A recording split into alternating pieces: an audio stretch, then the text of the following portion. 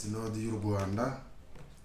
Ni umunezero kongera kubonana kuri uyu mugoroba aho duhugurana, twibukiranya, duhumurizanya, dukomezanya, ubundi tugakomeza urugendo. Uyu munsi mu kiganiro cyacu cyaguhesha amahoro ndashaka ko twibanda ku ijambo rivuga ngo komeza ibyo ufite. Burya bihesha umuntu amahoro ni byinshi, ariko cyane cyane iyo ufitiye icyizere bihesha amahoro kurusha. Reka dusenge Imana. Mana mu izina ry'Umwami wacu Yesu Kristo, turagushimira kubw'uyu mugoroba duhayeho umugisha, kandi n'iki kiganiro waduhaye amahirwe kugira ngo tuganire n'ubwoko bwawe. Igihe dusoma ijambo ryawe uhure n'ibyifuzo by'abana bawe, akomeze mu rugendo, bahumurize kandi bahe gufata imyanzuro ifite icyo yabamarira mu buzima yumva ijambo ryawe n'igihe bakwizeye. Kandi ndabangamira gukora kwa Satani ku buryo bwose bwatuma abana batumva ijambo ryawe, abana badakomezwa naryo, abana batiringizwa naryo, bakazengurukwa n'ibibazo n'intambara z'iyi si, bakibwira ko ari Imana ikomeye kandi Imana rurema.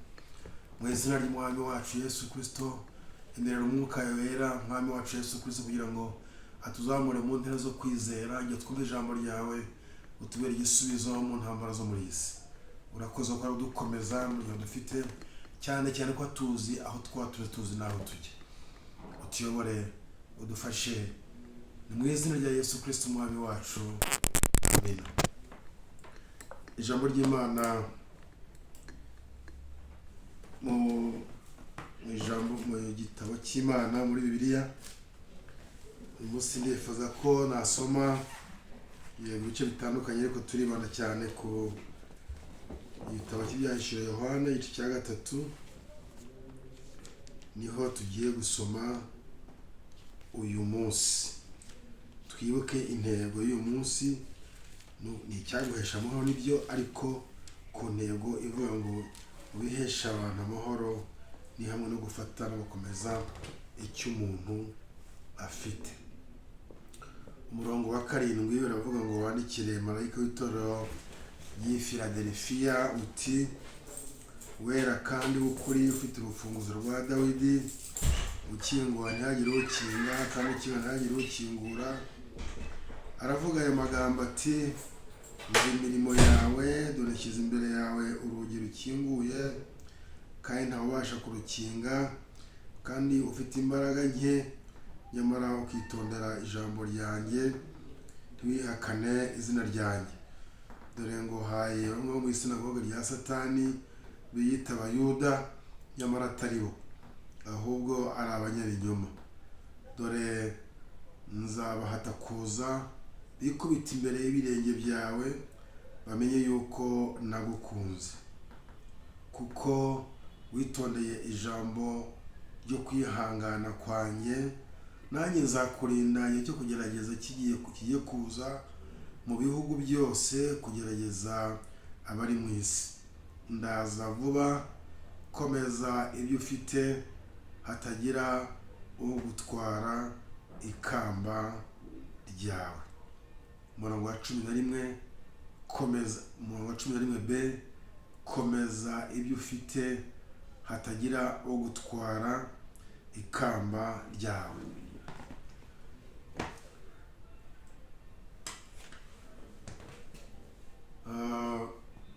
Hari abantu bafite ubutunzi ariko batazi ko babufite. Hari ahantu bacukura diyama mu gihugu cya Tanzania, ahantu hitwa Mwadui. Nigeze kuhasura igihe kimwe, hanyuma banganirira amateka yaho, banganirira amateka y'uko abantu batuye aho hantu hari diyama. N'uyu munsi diyama kubera ko zari nyinshi mu butaka zarazamukaga, hanyuma bakazifata bakazikinisha ibisoro binini, abana bagakina nk'amabiye bikinira, kubera ko tubengerana bakadukinisha. Iki gihe nta munyafurika uzi diyama ibyo ari byo, ariko ibyo byose bakoreshaga diyama nyine uko bagombye kuyikoresha, kuko bakiniraga ibisoro, bagakinisha amabiye, abana bakakinisha mu gusimbuka no kurasana, abana bakina amabiye. Uko niko byari bimeze. Ariko haje abakoloni, abazungu, bo baza bazi diyama n'icyo ikora, nuko uwo musozi wa Mwaduyi wose bahita bawufata, abaturage barabimura za diyama. Murabizi ko diyama ari imwe mu mabuye y'agaciro ahenze ku isi. Nuko abazungu bafata diyama batyo, n'uyu munsi bacukura diyama bakagurisha. Ariko ba nyiri ubutaka bwite bitwaga ko ariko ari gakondo yabo, ubibera kuri diyama, yacukura tuwarete za diyama akajugunya hirya hejuru. Ntibaracukwaga na ndende icyo gihe, ariko ugasanga diyama ziruza, ariko umuntu atazi ko ari diyama nyine. Hari ubutunzi rero umuntu aba afite ariko atabuzi. Hari n'umunyabwenge wigeze kuvuga yuko Imana yaduhaye ubwenge, ariko ngo umutwe wacu ufite ubutunzi Imana yahaye umuntu, ariko ngo mu buzima bwe ni bake bashobora gukoresha n'ubwo butunzi Imana yashyize mu mutwe wacu. Byibura ni 10% ntawe ubasha gukoresha ubwo butunzi Imana yamuhaye ngo abubyaze umusaruro, kuko mu mitwe yacu harimo byinshi ariko ntitunabizi. Ikindi gihe ariko binatumarira, ariko ngo n'uwagize cyageraho nta nabwo yakoresha ibirenze 10%. Hari n'abandi rero bagize ubutunzi nk'ubwo mu isi, bagira za diyama, bazicaraho, bazikinisha mu buryo butandukanye, ariko batazi ko ari ubutunzi bafite. Igice cy'uyu munsi ntabwo kitubwira ku butunzi butazi, ahubwo kiratubwira ku butunzi uzi. Bibiliya ivuga ngo ubutunzi uzi n'aho bukomoka, uzi n'umusaruro wabwo, ubukomeze ntuburekure, kuko ngo iryo ngiryo niryo kamba ryawe, iryo nibwo buzima bwawe, iryo nizo mbaraga zawe, iryo niyo mahirwe yawe. Ariko nudakomeza iki kintu wari ufite, hanyuma ndahagushuka ukarekura icyo wari ufite ugafata ikindi, icyo gihe ugafata ubusanye, mukazakumenya ko icyo watari gifite agaciro, uba ufite igihombo kinini cyane. Yohana rero ari mu gihe cy'igeragezwa ry'itorero mu kinyejana cya mbere, igihe abakristo batari bazwi, igihe abakristo batemerwaga, bavugwaga nk'abaje guhohotera idini yari iriho y'abayuda. Bakaza bavuga Yesu, bakaza bavuga umwami, bakaza bavuga umutambyi w'abatambyi bose, bagatangira kujya ku igaburo ryera basangira umubiri n'amaraso y'umwami wacu Yesu Kristo.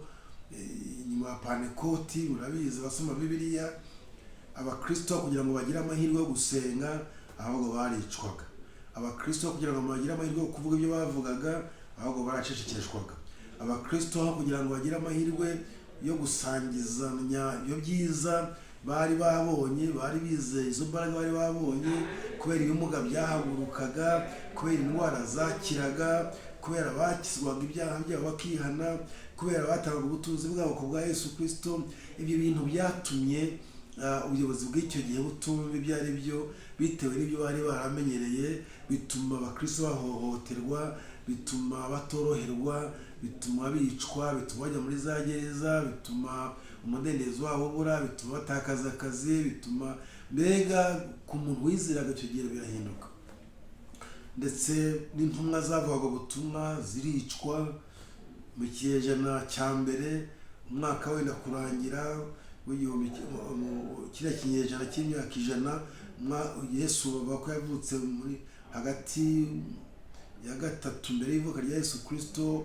Aho ngaho bavuga ko ntabwo ariho yavutse, aho bavuga ko amateka y'Ubukristo arahera aho ngaho akazamuka, bakavuga ko Yesu yari afite imyaka 30, ubwo wabugeze muri byenda niba aho batangira kubara kuri 3 mbere y'ivuka ry'umwami wacu Yesu Kristo, ubwo wavuze mu mwaka 34 cyangwa 33 gutyo, ukavuga ko Yesu ari bwo yatangiye kubwiriza, yatangiye gukora imirimo, n'intumwa zikamwizera, abantu bagatangira gukora, intumwa zigakora mu buryo butandukanye.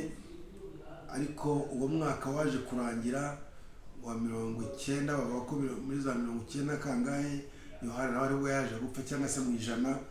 Ariko intumwa zose zari zarabayeho, zari zarabanye na Yesu, zari zimaze gupfa kandi zimaze kwicwa. Yohana rero umuntu wari ukuze, amakuru y'abishwe, amakuru y'abakristo bahunze bavuye Yerusalemu batinya gupfa, abakristo yabagiye hirya no hino mu bice bitandukanye muri Aziya n'Uburayi, bahunze urupfu, ariko aho bahungiye bagakomeza kuvuga umwami wacu Yesu Kristo. Yohana yari azi amakuru yabo. Ajya kwandika rero yandikiye itorero ry'i Philadelphia, yandikaga muri uwo mwuka wo gufasha abakristo batatanye na bagenzi babo, batandukanye n'imiryango yabo, bavuye ahitwaga iwabo, ariko aho bagiye bakomeza kwizera kwabo, bakomeza kuvuga Kristo, bakomeza hari ubwo twiyo tuvuga ikibazo cyo kufunga insengero, hari ubwo twiyo tuvuga ikibazo byo kuvuga ngo dufite umudendezo runaka, ariko ntabwo turi ku rwego rw'ab'icyo gihe, kuko icyo gihe barapfaga n'insengero zari zitaranabaho, nta n'urusengero rwari rwubatse. Niyo tuvuga ibyo kubatizwa, abandi bakavanga mu mazi menshi, abandi icyo gihe no kubatizwa by'ibintu ukamenyekana ko wabatijwe warapfaga, nta kubatizwa ku mugaragaro kwabagaho, byakorwa n'abakristo mu ibanga ryabo. N'umukristo kumenya mugenzi we bagomba kugira sinye kugira ngo amenyekane, umukristo amenye mugenzi we, amenye ko atatwara amabanga ngamwica. Niko byari bimeze. Yohana rero kumenya ibyo no kurushaho kuvuga ibigomba gukorwa muri icyo gihe, cyane cyane mu butumwa bwiza bwa Yohana no mu zandiko ze rwa mbere, rwa kabiri, rwa gatatu, byamubiyariye gufungwa, ashyirwa mu kirwa afungirwamo. Iyo uvuze ikirwa, abanyarwanda benshi kuko nta mvugo nyinshi dufite, batazi n'ikirwa icyo ari cyo, ni ukuvuga ngo hari inyanja nk'uko bavuga za Muhazi, nk'uko bavuga za Kivu n'ahandi, ariko hagati mu nyanja hakaba agasozi karimo katariho amazi, kari hagati y'amazi. Ako gasozi rero akenshi ntabwo gaturwamo, nta bantu bagaturamo, abantu bakora nk'ubukerarugendo gusa, ariko ntabwo bahatura, kuko haba hari umubu, haba hari ibikoko, hari impamvu zitandukanye.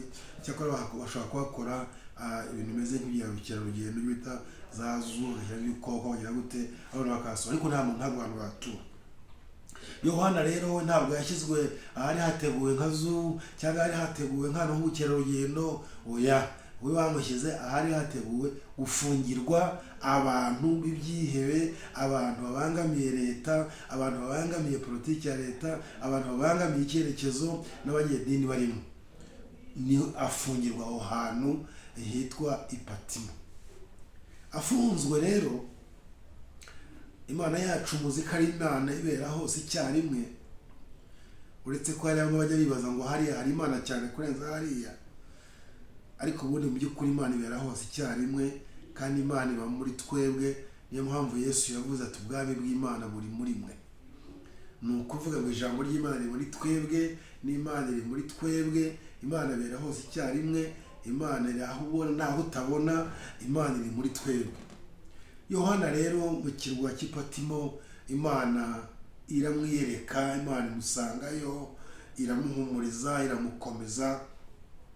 Kandi wibuke ko mu butumwa bwiza bwa Yohana, ijambo ry'Imana ryarize kubwira Yohana yuko igihe kizagera, Petero nabanje kubwirwa yuko akwiye gukomera akazakomeza abandi, ariko Yohana yabambwiye ko azageraho atazabasha kwikenyeza, agakenyezwa n'abadashaka. Mbere magambo agatwarwa aho adashaka kujya, agakoreshwa ibyo adashaka gukora, ibyo yizera bigatandukana n'ibyo akoreshwa. Ari muri uwo mwuka rero w'isezerano, Imana iramukomeza, imuha amagambo yo gukomeza bene data bandi bari mu bibazo nk'ibyo ngibyo, bahohoterwa, batotezwa, babuzwa uburenganzira, bicwa mu buryo butandukanye. No muri iyi myaka ya none, no mu myaka yacu twebwe ababaye abakristo, tutari mu miryango y'abakristo, hari ingaruka zagiye zitubaho kubera ko yemeye kuba umukristo. Hari ibyo wangaga, wavuga uti iyi nzoga ya Ryangombe ntabwo nzongera kuyinywaho, izi ndasago utazarogwa, utazahura sinzi n'ikigo kikakwica. Twe twagiye tubyanga, kandi byagiye bitugiraho ingaruka mu miryango yacu. Nubwo bamwe bari abakristo, ariko bari abakristo ari abakristo bafite umwimerere w'imyizere ya Bibiliya ku buryo yumva icyo ari cyo n'icyo agombye gukora. Twagiye duhura n'izo nzitizi, twagiye duhura n'ibi bibazo, tuba turazi n'abatakaje akazi bakavuga kubera ko yanze ibi n'akazi kacu nakareke, haba mu matorero haba muri leta, kubera kwizera umwami wacu Yesu Kristo wakoreshwa ibyo udashaka gukora, waba kwambara ko utakwambara bigatuma utakaza akazi, cyangwa se bati kubera yuko tutakwizera ugatakaza akazi. Abantu batakaje akazi, imiryango yirukanye abantu, na n'uyu munsi wa none biracyahari. Kwemera abantu barakuzira, ukwemera abantu bakubona mu buryo butandukanye, ugira amahirwe gusa iyo waciye muri ibyo wemeye atyo ugahura n'ibyo ngibyo kugira inama icyo wakora, akagana gukomeza akanagufasha. Yohana rero nuko Imana yamuteguye, yaciye muri ibyo, yarabibonye, yarabikorewe, ariko Imana imuha amagambo y'ubutware, y'imbaraga kugira ngo akomeze abahuye n'ibyo. Usomye rero mu gice cya kane, ntabwo ndi buvuga cyane ku byerekeye Philadelphia n'ibindi, ariko reka nirebere ubutumwa Imana yahaye Yohana kugira ngo abwire amatorero, harimo n'irya Philadelphia, harimo n'irya Kigali, harimo n'irya Rusizi, harimo n'irya mu gihugu cy'u Rwanda, harimo no hanze y'u Rwanda, muri Afurika, hanze ya Afurika. Ijambo umukristo abwirwa ni rimwe, nubwo ahantu hatandukana, ariko ijambo ryo ni rimwe, nubwo ibihe byatandukana, ariko ijambo ryo ni rimwe. Kandi iyo Yohana yavuze icyo gihe yahawe kugira ngo abwire amatorero, uyu munsi ashaka kubwira ko ari ukeneye kumva. Niba ufite amahirwe kuba hari icyo wafashe, hari icyo wamenye cyo kwizera umwami wacu Yesu Kristo, atari uko ugihaswemo, atari uko gusa wakurikiye abandi, ariko ukagira amahirwe yo kukimenya, ukagira amahirwe yo kucyumva, ukagira amahirwe yo kukizera, ukagira amahirwe yo kugifata ukacyumva. Kuko ijambo nakubwira kuri uyu mugoroba, nakubwira ngo komeza icyo ufite, kuko icyo nicyo mahoro yawe, icyo nicyo byiringiro byawe, icyo nicyo cyerekezo cyawe. Nukirekura ukajya mu cyerekezo cy'undi, icyerekezo cy'undi ntabwo wakigenderamo. Buri muntu agira icyerekezo cye bitewe n'icyo Imana yamugeneye, n'amahirwe yacu ntabwo angana. Komeza rero ukwizera wagize, komeza wa mubatizo wabatijwe, komeza y'amasezerano wasezeranye n'Imana, komeza byayerekwa uweretswe, komeza ya magambo wabwiwe, komeza bwa butumwa wahawe, komeza ya mirimo wahawe, komeza za nshingano wahawe, kuko niyo kamba ryawe, iyo niyo mahoro yawe. Kuko hari abiyobagiza, isi irahindagurika mu gihe cy'i Philadelphia, dore ko byari bimeze, dore ko Yohana yanditse. Ndashaka gusubiramo nkwereka ibintu bikeya wenda ushobora kugereranya n'ibyo wanyuzemo mu buzima bwawe, cyangwa n'ibyo ugenda ureba. Atangira avuga ku murongo wa 7, bavuga ngo uwera kandi w'ukuri, ufite urufunguzo rwa Dawidi. Reka tubanze dutekereze kuri ayo magambo. Aya magambo avuga ngo uwera kandi w'ukuri. Ubundi ijambo ry'Imana tubwira ko uwera ari Imana yonyine. Niyo mpamvu akenshi Zaburi zitubwira ngo uwizera umwana w'umuntu navumwe. Kwizera umwana w'umuntu ku buryo umushyira ahantu h'imbaraga wagenderaho, wakwizera, wakumvaho kuba kwawe, cyangwa icyo uri cyo n'icyo wagira hari umuntu, avuga ngo uteye atyo navumwe. Mu yandi magambo, ntiyakira umuvumo aho kugira ngo yakire umugisha. Kuko ntabwo ari ukuvuga ngo urabakira mu bundi buryo, uvuga ngo ibyo urimo ukora ubwami birakuzanira umuvumo. Kuko ibizana umugisha ntabwo ari ibyo ngibyo. Ibizana umuvumo ni uko wizera icyo utagombye kwizera. Mu yandi magambo, ni ikigirwamana. Ashobora kuba ari umuntu, ashobora kuba ari ikintu, ashobora kuba ari ahantu. Uwizera gutyo navumwe. Ariko ubundi ubona umugisha, ikinyuranyo cy'umuvumo ni umugisha. Umugisha uturuka ku Mana, kandi utangwa umugisha n'Imana yonyine. Umugisha wa kibyeyi ufite uko uteye, n'umugisha w'abantu ufite uko uteye, ariko Imana ufite ukomoka hera hazima, kuko Imana ari yera yonyine. Kandi Imana, impamvu umwana w'umuntu utakubaga kuri we, umwana w'umuntu arahindagurika, nta kuri agira. Ukuri afite uyu munsi ntabwo ariko azaba afite ejo bundi. mu nzego z'ubuyobozi bajya batubwira ngo ubundi umuyobozi mwiza hari imyaka agombye kuyobora institution imwe, muri iyo myaka ngo yishize iyerekwa rye rirarangira ugasanga nta gishya, ahubwo ugasanga yisenye n'ibyo yari yarubatse. Iyo dukora za mitasiyo akenshi nuko bagenda batubwira nk'ibyo, ariko ntibivuze ko umuntu atakorera imyaka myinshi bitewe n'impano zitandukanye, bitewe na institutions zitandukanye. Byose birashoboka mu by'ukuri, nta habe wavanga imyaka ingana gutya. Ariko icy'ukuri ni uko umuntu agombye kubaho agira ikintu gishya mu buzima giturutse kuri we, giturutse ku Mana, giturutse mu bandi akorana nabo. Niyo mpamvu batuvuga ibintu bya teamwork, giturutse mu bandi, hakabamo utuntu dushya mu bihe byose mu byo ukora. Ariko kubera ko guhindagura gushingiye ku bwenge bwa kimuntu, gushingiye ku bantu batandukanye, gushingiye ku za experience zitandukanye, gushingiye kuri za faculty umuntu barize zitandukanye, akenshi usanga umuntu yibeshya nta kuri, akibeshya kimwe agakora ikindi, nyuma akazamenya ko yibeshya gukosora bikagorana, ariko byabaye. Nta munyakuri rero tugira ngo umuntu yitwa umunyakuri ari ibipimo upimiyeho, ariko akenshi ni ibipimo bya kimuntu, akenshi usanga bidatanga umusaruro nyakuri. Ariko hari ukuri ariwe Mana, ni uwera. Icyambere, nta nyungu za kimuntu afite, ntacyo akora kugira ngo ugire icyuba cyo cyangwa agire icyaba cyo. Ni ukuri, kuko ibyo yavuze ntiyivuguruza, ibyo yavuze n'ibyo yavuga n'ibyo azavuga bizaba ari ibyo ngibyo. Ni ukuri kandi ni neza, ni Imana yonyine. Yesu yaravuze ngo nijye kuri, kuko ari intumwa y'Imana, yaje ahagaze mu bantu kugira ngo agaragaze ukuri nyako, hanyuma ahindura abantu. Akavuga ngo ukuri noneho kwa Yesu Kristo niko kuzaba batura. Ukuri kwa Yesu Kristo kuzabatura abantu ni ukuri Yesu ashyira muri yo kudahindagurika, kutagengwa n'ibihe, kutagengwa n'imyaka, niyo waba ushaje kuguma ari kwa kuri, kutagengwa no gutekereza kwawe, abo kugengwa no kwizera kwawe.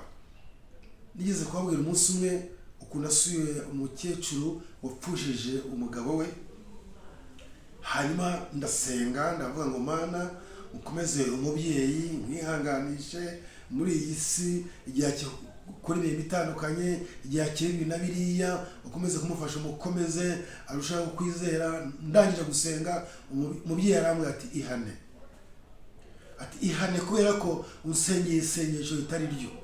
Ati cyambere wasenze uvuga ko umutware wanjye yapfuye. Ntabwo umutware wanjye yapfuye, umutware wanjye yarangije akazi ke muri iyi si, ahindurirwa icyicaro, ntabwo akiri muri iyi si, ari mu kindi cyicaro Imana yageneye abantu. Yuko iyo barangije ibyicaro byabo muri iyi si harane bimukira bagahembwa ibyo bakoze, niba ari byo bakora bindi babikora, ko Imana ari ibigenga, nta muntu ubigiramo uruhare.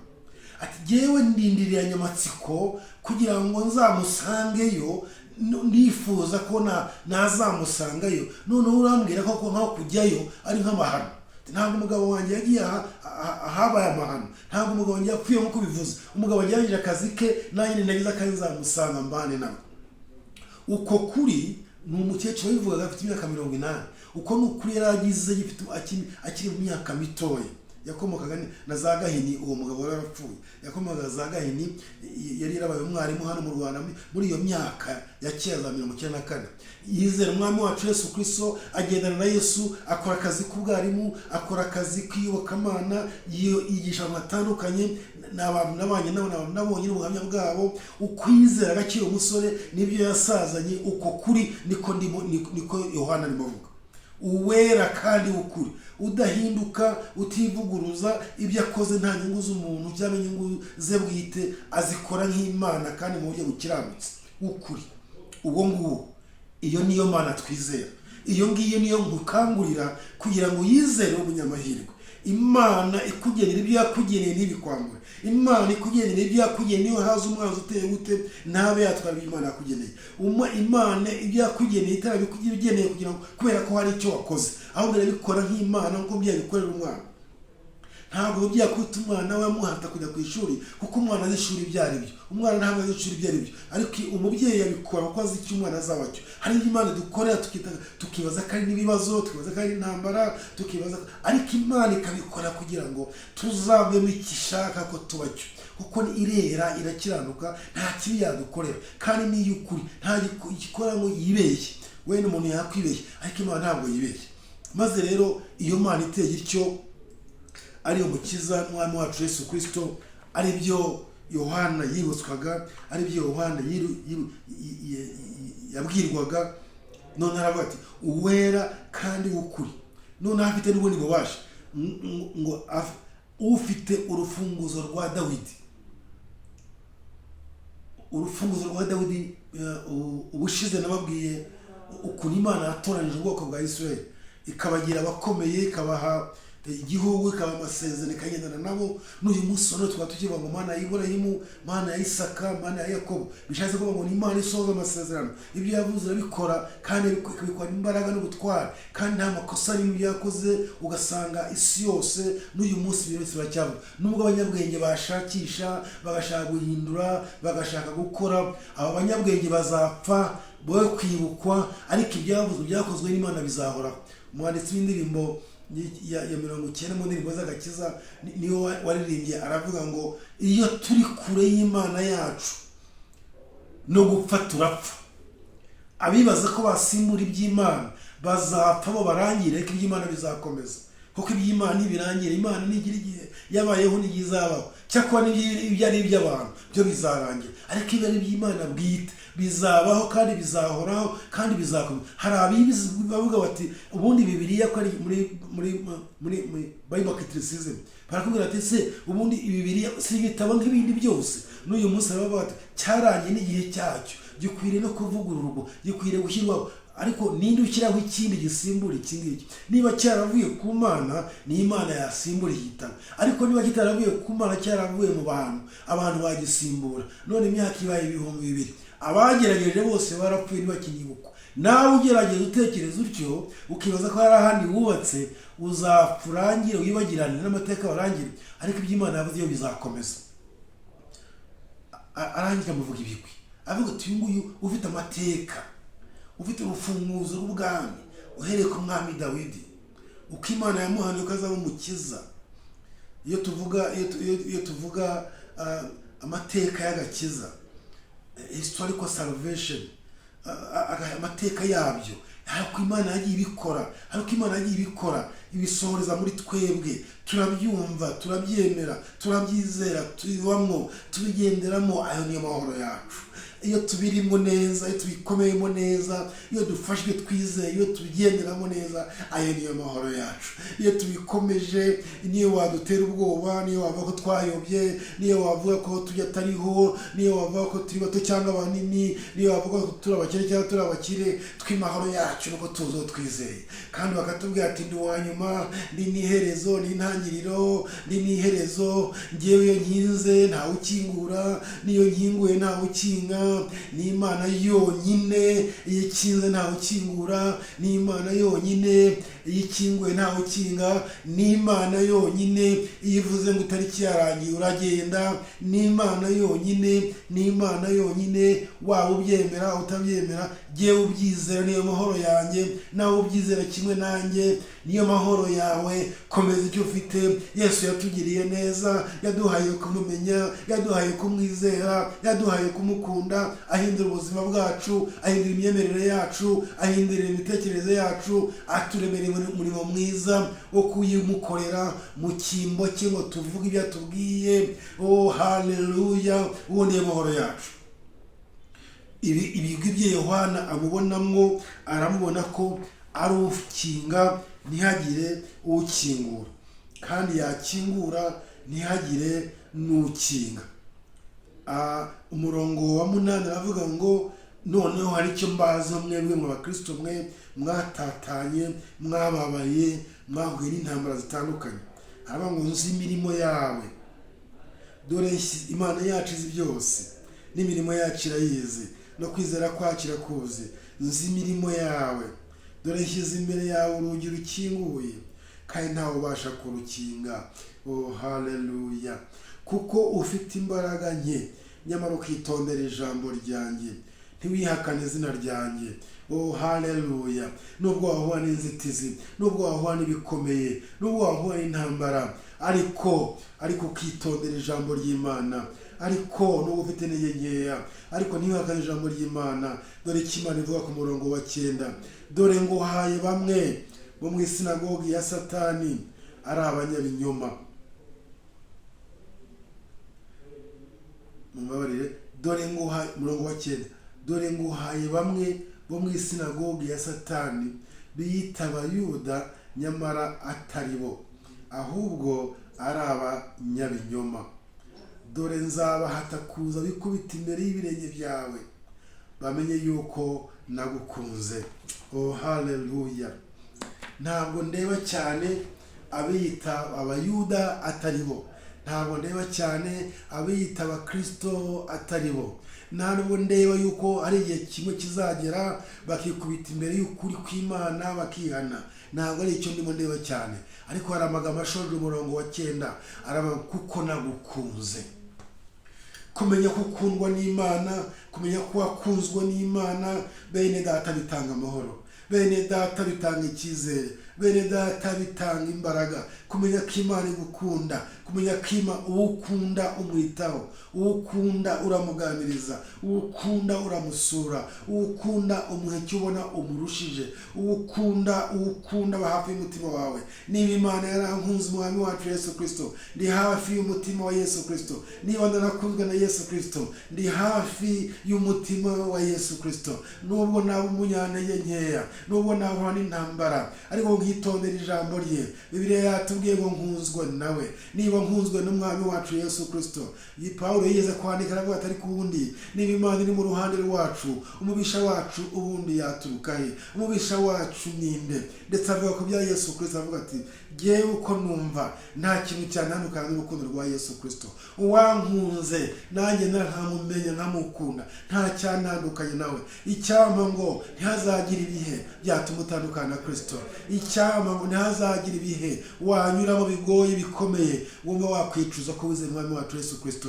Icyampa wakomera ugashikama ukumva nta cyatuma utaririmba indirimbo z'umukunzi wagukunze ari umwami wacu Yesu Kristo akagucungura akagukiza. Icyampa umutima ukaguma hafi y'umutima we, ukumva umutima ukuntu uterera ku wawe, ukubwira ngo komera ntukanyibagirwe, komera naragukunze kandi ndakuzi, komeza kuba hafi yanjye kandi uri uwanjye, komeza icyo ufite, agakiza wabonye gakomeze, umuhamagaro wabonye ukomeze. Oh haleluya. Uko wamenye, uko wambonye bikomeze.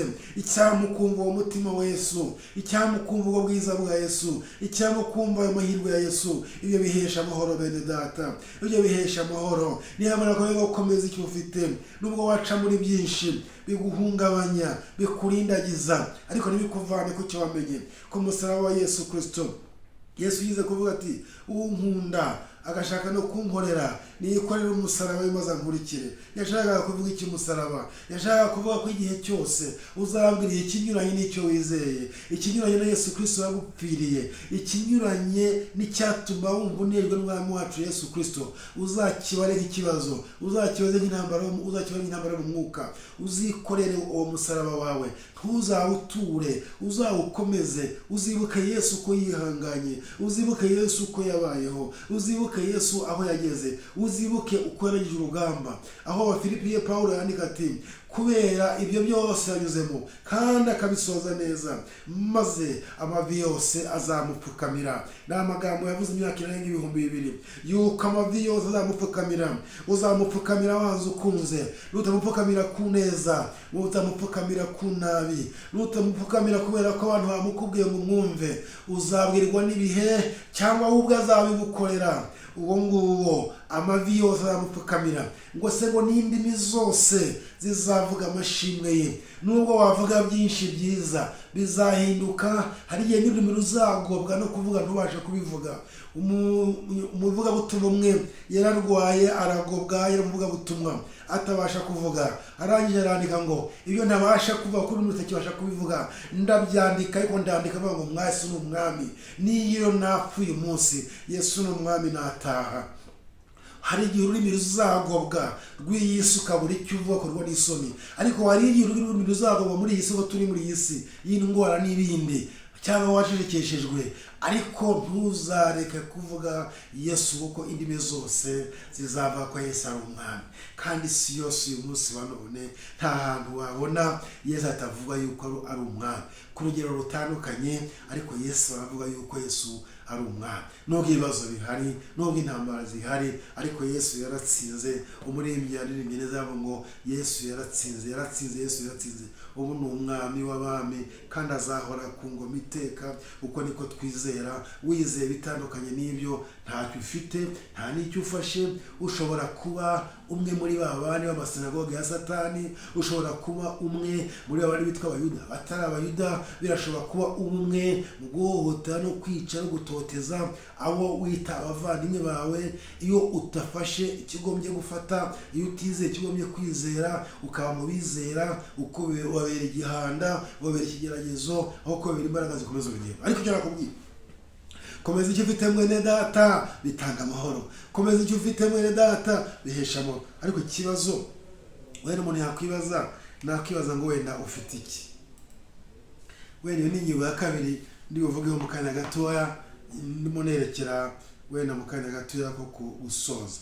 Ariko umurongo wa 10 yavuze ngo kuko witondeye ijambo ryo kwihangana kwanjye, nanjye nzakurinda igihe cyo kugerageza kugiye kuzaza ku isi mu bihugu byose, kugerageza bari mu isi. Uno murongo wa 10 ni kuvuga igeragezwa rihindura isura. Nta nubwo hano tuvuga itorero, nta nubwo tuvuga igihugu, ni umuntu ku giti cye. Umuntu ageragezwa ku giti cye. Itorero riri muri we, ryo mu mutima wawe. Ushobora kugeragezwa mu buryo butandukanye, ushobora guhura n'intambara zitandukanye, ariko ngiye witondeye ijambo ry'Imana, Imana iragukomeza, Imana iragufasha, Imana ikugira neza, kuko Imana yaguhamagaye ariyo kwizerwa. Niho umurongo wa 11 avuze ati aravuze ati, reka musome uko wanditse uwo murongo wa 11 uravuga ngo ndaza vuba, komeza ibyo ufite, hatagira gutwara ikamba ryawe.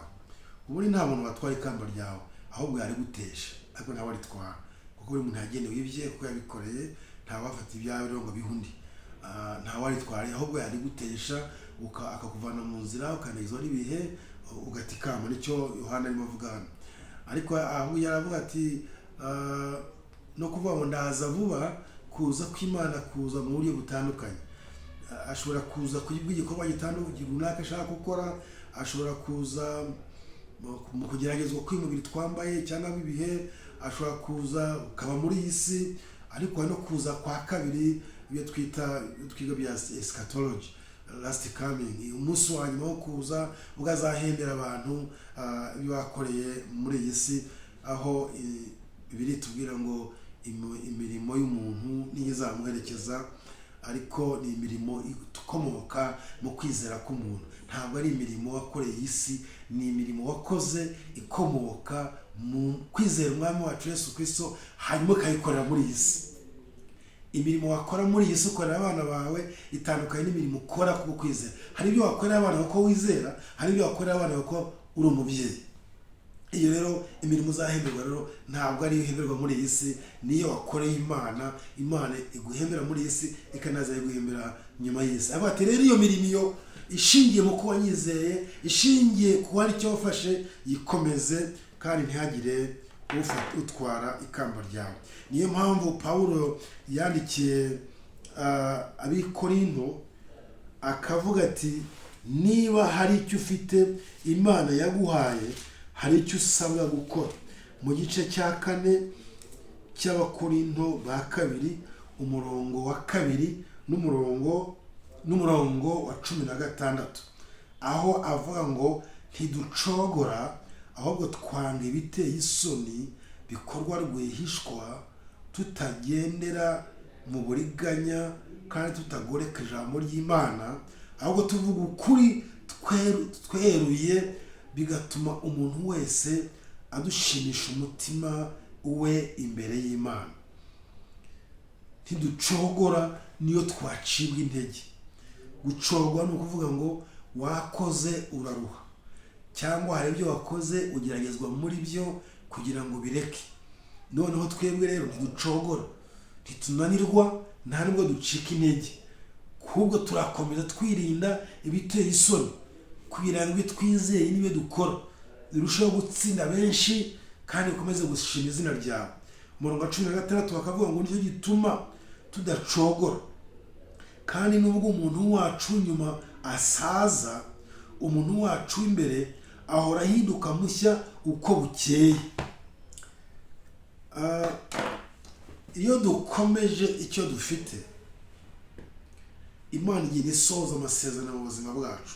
Haleluya, haleluya. Nukomeza icyo wizeye, Imana izacyongera nabo kizagabanuka kandi izagikoresha kikubyarira umusaruro, kibyarira n'umusaruro ubasha kubona nabo bose. Kandi uzagera muri wo guhura nawe ntabwo azicuza ko yahuye nawe, azashima Imana kubwa Yesu Kristo yuko yahuye nawe akamenya Kristo binyuze muri wowe. Ibyo nibyo Pawulo avuga ngo iyo twabonye ngo butunzi, iyo twageze muri iyo migisha, twahawe na wa wundi ufite ububasha bwose, wa wundi ufite ukuri kose, wa wundi uwera, wa wundi ufite ubutware bwose, tukagera aho agira icyo aduha, tukakibona, tukakiyumvamo. Pawulo aravuga ndetse na Yohana aravuga ngo nturekure icyo, ntunacogure, ntunatezuke. Niyo haba impamvu yatuma utezuka, ntutezuke, ahubwo ukomezwe n'ubwo wiringiye. Pawulo akawugera hanyuma akavuga ngo niyo umuntu wacu inyuma yasaza, hari ugusaza kubiri, nasaza kubera imyaka, ariko nanasaza kuko nasazishijwe, nabuzwa gukora ibyo nagombye gukora mu gihe cyanjye. Pawulo yandikaga ari muri gereza, nubwo nabuzwa gusohoka ngo mbwirize nkuko nazengurutse ahantu hatandukanye mvuga ubutumwa bwiza, nubwo nabuzwa gutyo, inyuma ndashaje, inyuma ni muri gereza, sinshobora gusohoka, ariko imbere ndahindurwa mushya. Kuko mpindurwa mushya rero hari icyo ndi gukora. Icyambere, Yesu arakomeza mbera mushya, nezeze, nubwo ndi mu bihe bigoye akomeza nezeza. Ariko icya kabiri, ndakora icyo ngombye gukora muri ibi bigoye. Inyandiko nyinshi hafi ya zose Pawulo yazanditse ari muri gereza. Nubwo umuntu w'inyuma ari muri gereza, ariko umuntu w'imbere ntafunze, ni muzima, arabasha kwandika inyandiko zikomeza abantu n'uyu munsi wa none zikaba zubatse itorero ry'Imana. Nubwo umuntu wacu nyuma yasaza, tukagaragara ko dushaje mu myaka, tukagaragara ko tubujijwe uburenganzira runaka muri gereza n'ahandi, ariko umuntu w'imbere we ntasaza. Umuntu w'imbere we ntajya muri gereza kuko arabohotse, azi umukiza, yarabohowe, afite umudendezo udasanzwe. Martin Luther niwe wanditse ngo igitabo cyitwa umudendezo wa gikristo. Umudendezo wa gikristo n'imbibi z'isi, kuko muri Kristo habonera umudendezo udasanzwe, tuhabonera amahoro adasanzwe, hari icyo tuhafatira kidasanzwe, kitajya muri gereza, kitanarwara. Niyo umuntu yarwara cyo kiba ari kizuzima, n'amagambo yatura yanyu niyo yaba ari mapfa, yatura amagambo y'ibyiringiro. Haleluya torero ry'Imana, haleluya torero ry'Imana. Komeza icyo ufite, komeza agakiza kawe, komeza impano zawe, komeza imirimo itandukanye Imana yaguhaye ngo uyikore. Nubwo utayikora muri ubu buryo, wayikora mu bundi. Nubwo utayikorera hariya, wayikorera ahandi. Nubwo utayikorera uyu nguyu, wayikorera uwundi. Oh haleluya, haleluya. Komeza icyo ufite, biguhesha amahoro. Komeza icyo ufite, bigusabonera amasezerano. Komeza icyo ufite, ubona ububasha bw'Imana bumanuka, bugukiriza indwara, buguha akazi utigeze utekereza, bukuzamura mu ntera utigeze utekereza, usubiza utasenze, ubona ibitangaza utatekerezaga. Komeza icyo ufite, mwana w'Imana, bihesha amahoro wa mugore we, bihesha amahoro wa mugabo we, bihesha amahoro wa musore we, bihesha amahoro wa nkumi we, bihesha amahoro wa mupastori we, bihesha amahoro wa mwizera we. Iyo ukomeje icyo ufite, udashidikanya neza, n'umwuka wera ahamanya nawe yuko uri umwana w'Imana, kuko Pawulo yandikiye ab'Iroma. Komeza icyo ufite, ntuteshuke, ntugire ubwoba, ntuhangwane, ntucogore, kuko Imana yaguhamagariye no gukomera, abo gukomeza abandi. Kandi yaguhaye umugisha, yafunguye imiryango, ntabwo izayifunga. Nta n'ubwo uzatwara iyo migisha, nta n'ubwo uzatwara iyo kamba. Icyo wahawe na Yesu ni icyawe. Yesu azasohoza amasezerano yuko azabana nawe nk'uko wadusezeranije, kugira ngo ku mperuka y'isi, kugira aho uzajya hose azabana nawe, azabana nawe. Ndashaka kwibutsa ibintu abantu batatu. Wibuke impamvu Mose yarwanaga n'abakomeye n'amoko, ntateshuke, ntacike intege. Wibuke ukuntu Imana yahuye nawe mu gitabo cyo Kuva mu gice cya 3 umurongo wa 4 kugeza ku wa 6. Imana ikagira yibwira ngo iyambure inkweto zawe kuko ahangaha uri ari ahera. Ntabwo Mose yabaye ukomeye kuko yari akomeye, nubwo yari yarize ubwenge muri Misiri, muri Egiputa yari yarize ubwenge bwabo, ariko icyamuhaye imbaraga zo kuyobora Abisirayeli ntabwo ari ubwenge yavanyeyo, ahubwo ari icyo Imana yakoze imwambura ibyo yari afite n'ubwenge yari afite, imwongera ubwenge budasanzwe, yambara imbaraga agendana n'Imana. Ibyo yakoze ni uko naho Imana imuhama y'ubwayo, Bibiliya tuvuga ngo ntawe uzi imva y'Imana iyo yamwiyambiye, ni ukubera yuko hari icyo haravanye imbaraga. Uwa kabiri ni Mose, ni Yosuwa wamusimbuye, nubwo twabwo ko Imana kabugeze Kanani, ntabwo ari mu mbaraga ze, suko yari atoranywe na Mose, ahubwo Imana yavuganye nawe.